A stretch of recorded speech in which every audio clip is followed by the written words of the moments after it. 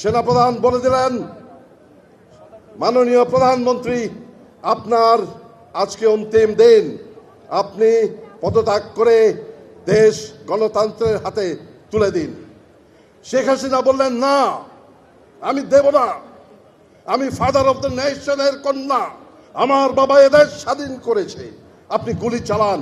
গণভবন সকাল 11:30, মুখোমুখি বসে আছেন স্বৈরাচার শেখ হাসিনা ও সেনাপ্রধান। বাদানুবাদ হচ্ছে। সেনাপ্রধান বলে দিলেন, মাননীয় প্রধানমন্ত্রী, আপনার আজকে অন্তিম দিন, আপনি পদত্যাগ করে দেশ গণতন্ত্রের হাতে তুলে দিন। শেখ হাসিনা বললেন, না, আমি দেব না, আমি ফাদার অফ দ্য নেশনের কন্যা, আমার বাবা এদেশ স্বাধীন করেছে, আপনি গুলি চালান।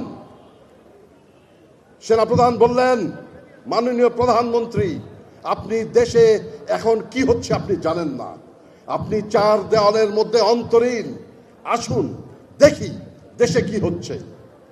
সেনাপ্রধানের নির্দেশে গণভবনের ওয়াল স্ক্রিনে টেলিভিশনের পর্দা ফুটে উঠল।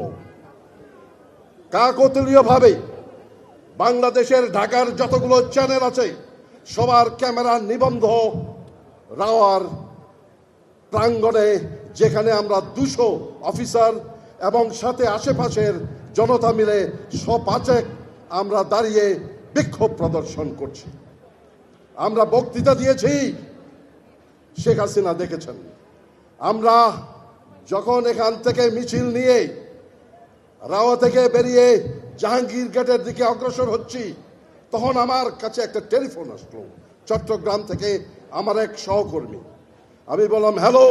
বলে, স্যার, আপনাদেরকে লাইভ আমরা ক্যামেরায় দেখতে পাচ্ছি। আমি বললাম, তাই নাকি? বলে, জি স্যার। তো এখন কি আপনাদেরকে দেখে ঘরে আর কেউ নাই স্যার, চট্টগ্রামের সবাই রাস্তায় নেমে এসেছে। এই ছিল আমাদের অবসরপ্রাপ্ত অফিসারদের শেষ নিদর্শন, যে শেখ হাসিনা, স্বৈরাচারী শেখ হাসিনাকে বর্জন করার আমাদের শেষ এক